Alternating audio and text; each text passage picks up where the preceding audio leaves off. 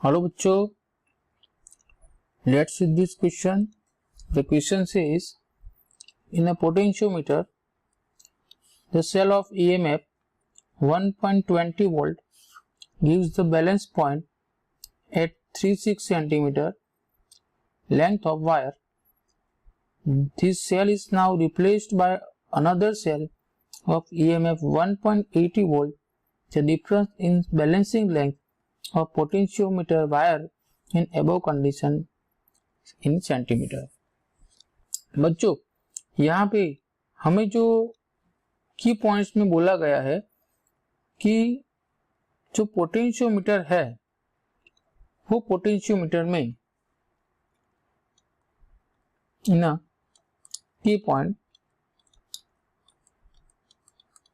जो पोटेंशियोमीटर है उसमें होता ये है कि एक प्राइमरी सेल है जिसकी कुछ ईएमएफ होता है, ईएमएफ, और उसके साथ रेजिस्टेंस आर कनेक्ट है। ये जो सेल है उसके साथ एक और स्ट्रिप कनेक्ट की जाती है और उसके साथ एक स्केल होता है।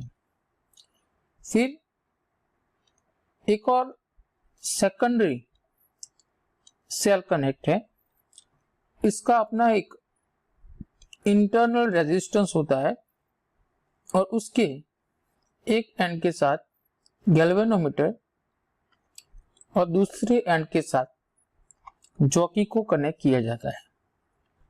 बच्चों, यहाँ पे एक वर्ड बताया गया है बैलेंसिंग लेंथ, विच मीन्स कि ये गैल्वेनोमीटर में से कोई करंट फ्लो नहीं करेगा।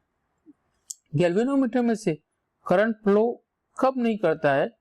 जब उसके दोनों एंड, ये दोनों जो एंड है उनके बीच का पोटेंशियल सेम होगा, यानी कि V1 एंड V2 ये दोनों जगह का पोटेंशियल जब सेम हो जाएगा तब इसमें से कोई करंट फ्लो नहीं करेगा और वो आपका बैलेंसिंग पॉइंट होगा।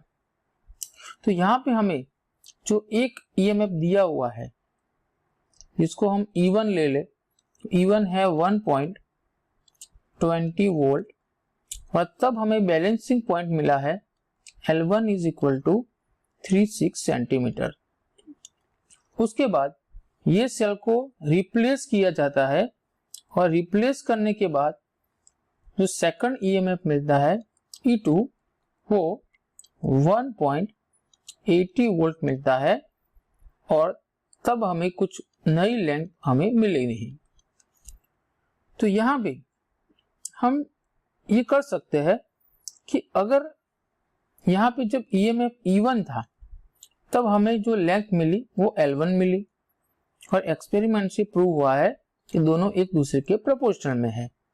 तो प्रोपोर्शनल को हटाओगे तो एक पोटेंशियल ग्रेडियंट आता है सिग्मा इंटू L1।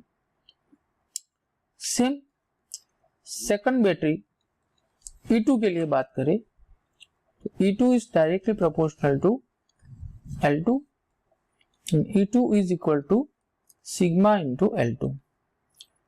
दोनों का रेशियो लेते हैं तो रेशियो लेने से हमें मिलेगा E1 by E2 is equal to L1 by L2। बच्चों, यहाँ पे जो वैल्यूज हमारे पास है उसको हम पुट करेंगे तो हमें आके कुछ मिलेगा कि 1.20 by 1.80 is equal to 36 by L2। तो L2 हमें मिल जाएगा 54 सेंटीमीटर, 54 सेंटीमीटर मिल जाएगा। और जो हमें यहाँ पे निकालना है वो था डिफरेंस इन लेंथ। यहाँ पे हमें डिफरेंस यानी कि जब हम दोनों का माइनस करेंगे तो L2 माइनस L1, तो L2 हमारे पास है 54 माइनस 36 आंसर आएगा 18 सेंटीमीटर। ये हमारा सही आंसर होगा। तो here is the final answer is, जो फाइनल आंसर है वो है 18 सेंटीमीटर। ओके बच्चों, hope you understand it well and thank you.